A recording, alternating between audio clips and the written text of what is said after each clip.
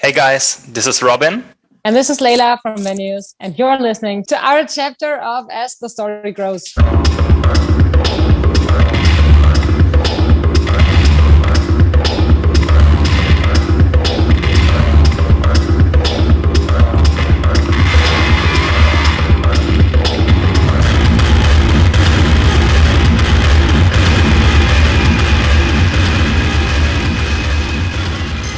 Welcome to the next chapter of As the Story Grows. I'm Brad Patton. This week, we welcome Robin and Lela from Stuttgart, Germany's Venues to the podcast. Venues' new album, Solace, drops this Friday, August 27th on Rising Empire Records. I've said this often, but it's always true. This is one of my favorite records of the year so far, and I highly recommend giving it a spin when it drops. Robin and Lela talk about the German scene, getting signed to the label Robin works for, Lela's hesitation with joining Venues, and how COVID shaped Solace.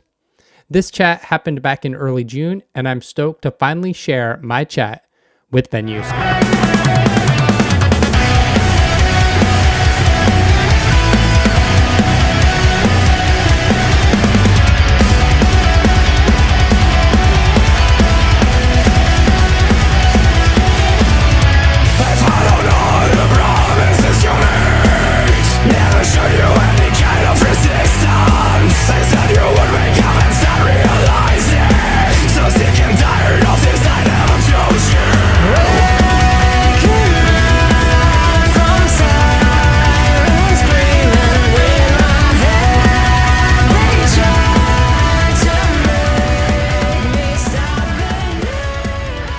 I'll start. Yeah. I've been making music since I was born, so to say, because my whole family is very musically, and my granddad even owns a music school. So I started singing and learning several instruments when I was young. And I always made every possible genre, so to say. And I guess Venues brought me into that hardcore or post-hardcore metal scene. Before I was more into modern stuff, but also the 70s, 80s metal rock and hippie stuff like Janis Joplin. Yeah. I think I came from all that college punk rock stuff, like Sum 41, Blink 182, Green Day, stuff like this. And then later, I think in 2005, I slowly moved into this whole emo-core, post-hardcore scene, swapping over from the US with bands like Bless the Fall, Escape the Fate, The Used, stuff like this. Yeah. And this brought me like into this harder kind of music. And Venues is actually my first band that I ever joined. Like the first real band where I got to be on stage with. And I learned a little bit playing guitar, but not really good. So somehow I ended up on a microphone and doing some shouts. That's awesome. That's awesome. What's the scene like over there? Is it hard coming up and wanting to be in a band and find something and do something locally? I would say it depends on what you're playing. I mean, if you're a drummer, you will get tons of requests. But if you're a guitarist or maybe a shouter, it's kind of a harder competition. Like everyone plays guitar over here in Germany, feels like. And very few people only play drums or bass. But I think that the scene that we have over here in Germany is still growing, and it's cool. I mean, there was a time when like everyone was playing in a band. Yeah. And now a lot of bands quit, especially during the last 2 years. Yeah. So, but I think we are still lucky with our scene over here, and there's a lot of support, especially also in the south of Germany, like Munich and Stuttgart. So that's pretty cool. I think we're still lucky. Yeah. Lela, is that right? Is it Lela? Yeah, Lela or Lela, it's both okay. Yeah.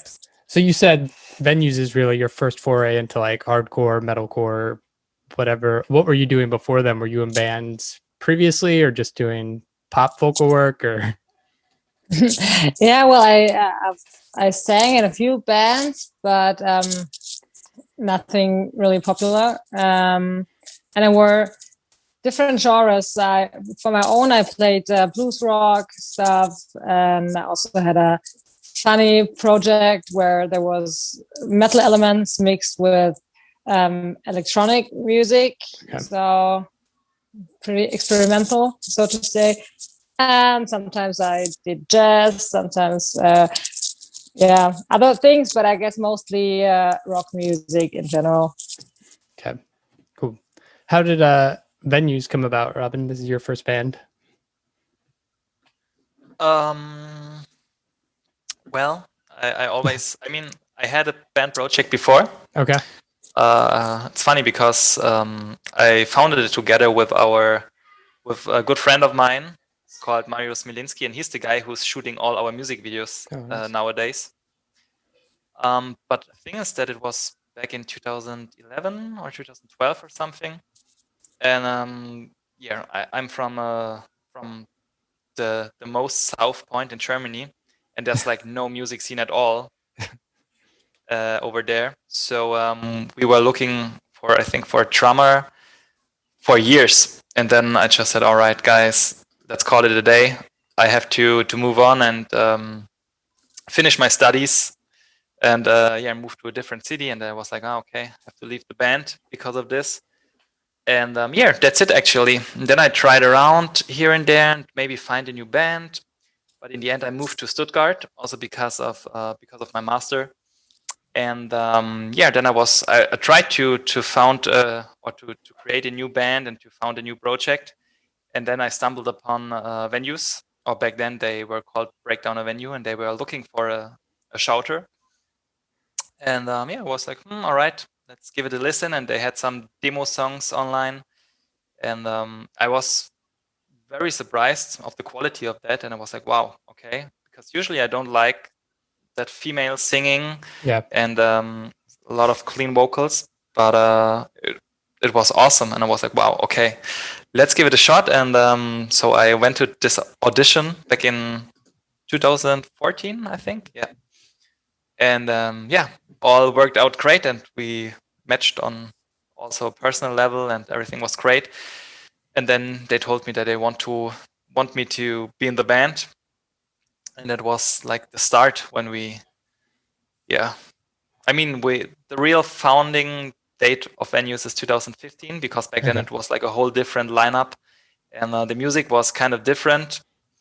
But this was something like the start where we started shaping our way and what we want to be and what kind of music we want to make.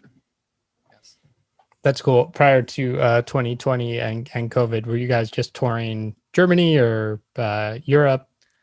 2019 was a wild year for us actually, because in January our old singer left the band, which was pretty hard for us, and we had to look for a new singer because we all wanted to continue this project as we put so much love and heart and blood in it. And then we found Lela with a very, very funny story, but she can tell it later. And she joined pretty fast, and 2019 turned out to be a great year for us because we played a tour with the Amity Affliction and Polaris, which was awesome for us, and also with Atreyu. So was one of our best shows, I'd say. And we had a very, very good year in 2019, played a lot of shows, and I think we grew as a band, especially in the live level. So kind of a shame that we had to stop at the beginning of 2020. Yeah. But do you know? This was. Yeah, I just wanted to ask if you know which was our last show. Can you remember this? Last real show? Wow, I'm not sure. No, I have absolutely no idea. All right. Oh, yeah, it seems like it's so far away. When was our last show? I'm not sure. But I wanted to say that all that we played while I was in a band was only Germany. But you were on tour with the old singer through Europe, right? Yeah, right. We had one big European show the year before, a European tour, and yeah, that was awesome. But I mean, Germany is kind of like the main market, music-wise. So usually you play like 80% of the shows in Germany, and then you have like small, smaller shows, some in Czech Republic and Swiss and Austria, France. But yeah, usually you focus on Germany. That's cool. That's cool. Yeah, I know it's like a good receptive scene for like heavier music because I talked to Nathan Gray from Boy Sets Fire, and he says like when they play shows, it's like just in Germany because they're big over there. Yeah, that's true. When your old singer quit, was it always in your head that we're going to find a new female vocalist, or was there ever a point where you're like, this is a chance to reset and just have you do vocals and go heavier? Actually, not at all, because especially I wanted to look for a male singer. Okay. But on some point we said, all right, just look for like everything. And that's funny because right at this point, Konstantin, our guitar player, came up with Lela and showed us some vocal stuff from her. And then we were like, wow, okay, that sounds pretty good. Let's invite her to a rehearsal. And then That's awesome. we said, all right, let's continue with a female voice. That's cool. And that's how we decided to invite Lela. So it was, in the end, it was the quality of her performance that we said, all right, we don't care about having a male singer. Let's continue with a female singer. But the story, how we found Lela, is great. Maybe go ahead, Lela. Yeah. Yeah, well, I knew Konstantin because I met him on a Steel Panther show back in 2016, I guess, where I had the chance to go on stage and sing a song with them. And Konstantin was in the crowd, and he was recording the performance with his mobile phone.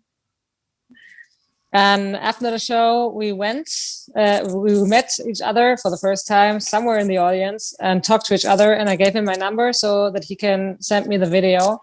That was how we got in contact.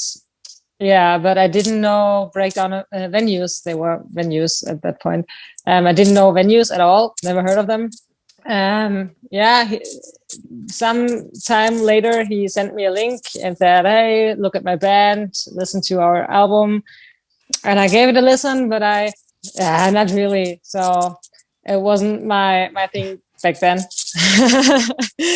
Yeah, but when I saw the posting of the news that their old singer left the band, I talked to Konstantin again, and I gave the whole music a second chance or a second listen, and I really thought it was cool because I didn't really like female vocals in metal at all. So yeah, that was why at the first moment I said, okay, it's not mine really. When he showed me his band, but after I listened to it for the second time, I thought it was pretty cool because the clean vocals and the shouts, they work together so perfectly. Mm-hmm. And so it's pretty cool. And so we got in contact again when their singer left, and he invited me, and the boys were so nice, and they welcomed me so heartwarming and perfect that I didn't want to leave. So I stayed. And now I think this was the best that I could have done because it's so much fun, and really like the kind of music we do today. Yeah. That's awesome. How'd you guys get connected with the Rising Empire? Actually, I worked for the label. Okay. So after we dropped our first EP, as an unsigned band, I talked a little bit with my boss, and he really liked what we did so far, and what we did like without the label and like all the do-it-yourself spirit and stuff like this. And then we talked a lot, and they were like, "Oh, okay, it's cool, it's nice, but it's not not already on the level for A Rising Empire. But then we went to the studio and recorded the first 3 songs for Aspire, for our debut record, and they turned out pretty good. And I was like, wow, okay, sounds good. And I showed them again to my boss, and he was like blown away a little bit. And then we talked again about getting signed and stuff. And this is actually how I got my own band signed back then. That's awesome.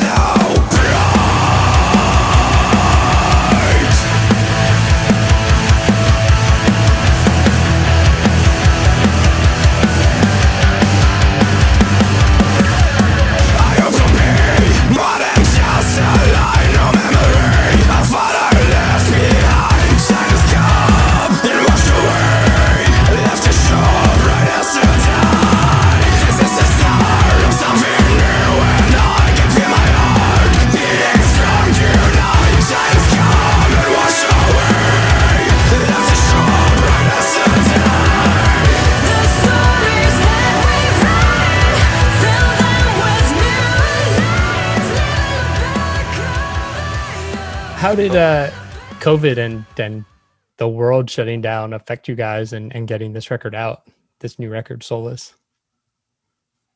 It affected us in the way that we had to postpone our recording sessions in the studio.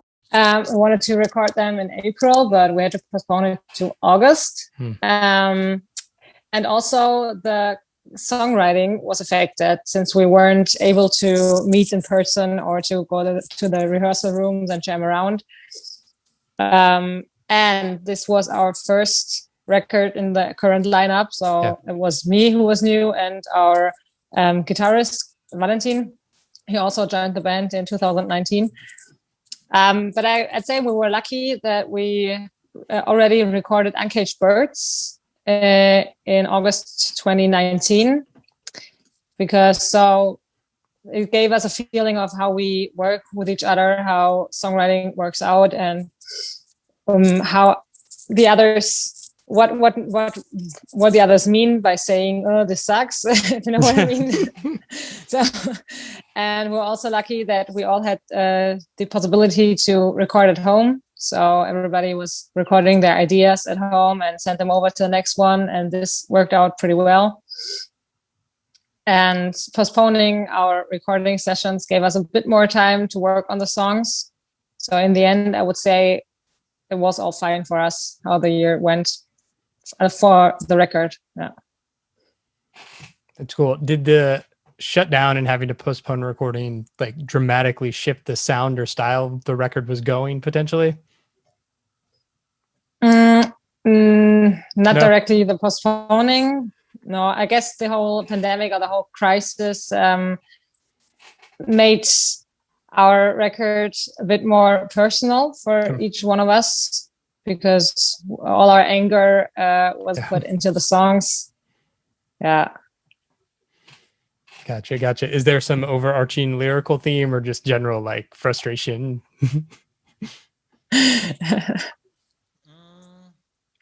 Yeah, I mean, there's like, it's a Solace is like no concept album, but there's like a red line. Yeah. Going through all these songs. Especially because working on this record just was our personal solace, like writing the songs, producing them, hitting the studio, shooting the music videos.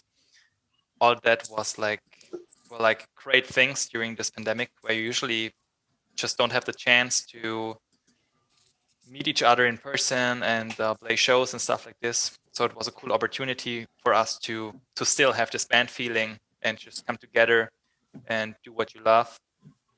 So in the early days of COVID, where we were like, everyone was isolated and we didn't know how the future will look, gave us all like the COVID blues. And especially like you can hear all that vibe if you listen to the songs closely, I guess. And especially lyric wise, it's about burning bridges, ending some relationships, and closing some chapters, but also looking forward to new things and start new stuff. So I think that's like the general message of this record. Yeah. Cool. The record's coming out in August. What are your hopes or plans for when this record is released? Do you think, like, I don't know if there are shows happening in Germany right now, or if like you're like, we're gonna get out there and hit it hard, or just fingers crossed that like the best will come by then? Well, we're gonna play a few shows this summer. Okay. Yeah, but I wouldn't say like real shows. One of them is a streaming festival, so with no audience. The second one is a distance show, so it will be with an audience, but they'll be seated and not really allowed to go in front of the stage and have a party. So let's see how this will work out. But although we are pretty happy to at least have a kind of a show feeling, and we all hope that until August things will get better, and will maybe even play a release party show. It would be awesome, but there's nothing plans in that way. You guys have released a few music videos from the new record. You gonna drop any more singles or music videos? Is that the plan until the release? Just keep dropping singles? Yeah, that's totally the plan. We will release 2 more singles, and there will also be a music video for the focus track when the album drops. So we will definitely have 3 more music videos coming out before the 27th of August, or one will be on the same day. Yeah. But yeah, so everyone can look forward to see some more bizarre music videos and see how the story continues. That's awesome. Yeah, there's a running theme through the videos. It's cool to watch them. Right. Thanks. Was that your idea, or was that the director's idea? Yeah, actually it was the idea of our director. Okay. Yeah, and we were like, we definitely want to have something pretty crazy this time, something people will talk about, and just bizarre stuff. And we gave him like total free hand to do whatever he wanted to do.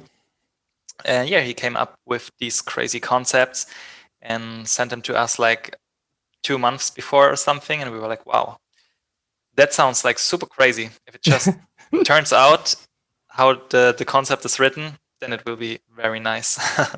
And yeah, we are all very happy with the final results, and can't wait to shoot the next 2 music videos. That's awesome. That's awesome. How are things currently in Germany as far as lockdown and restrictions? I mean, things are still distance, like, but is it starting to open up and feel more normal, or not yet? Hard to say because it changes so often. Mm-hmm. So sometimes things seem to get back to normal, but 1 week later it's all shut down again.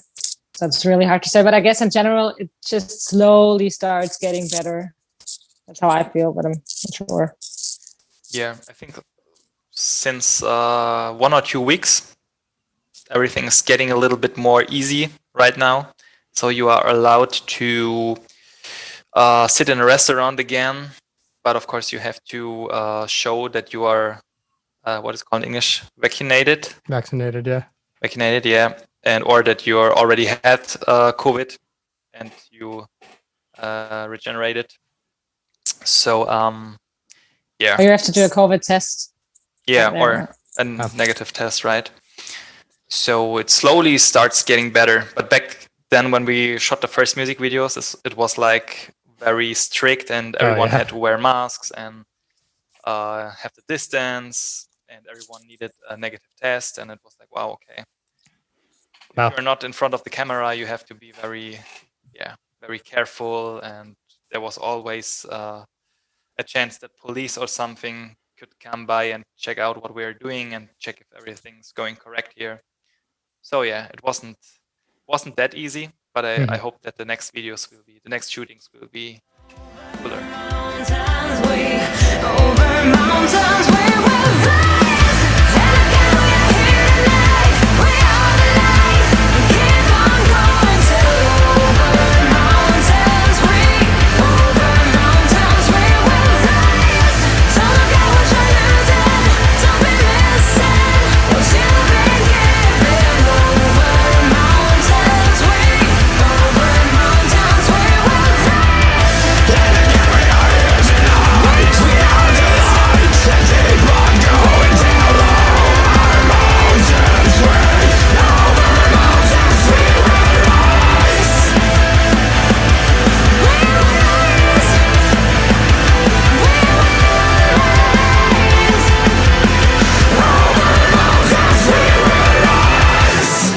Thanks for listening to As the Story Grows.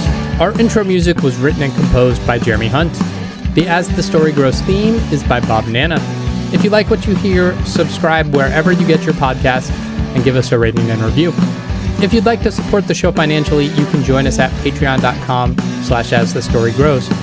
Be a part of our community and join the ongoing conversation over on Discord.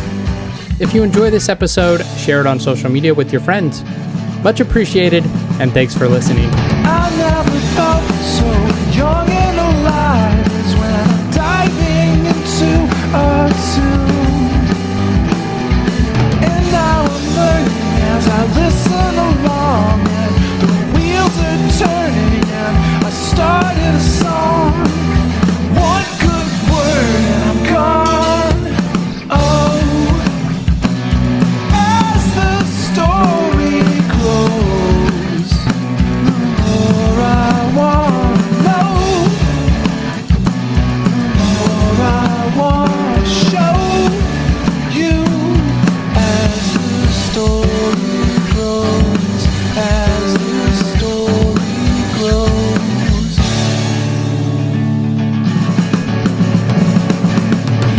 You can create something lasting and great, something passionate and real. And I'll bring in my own good feelings, I'll sing it with meaning. Let's just attack it and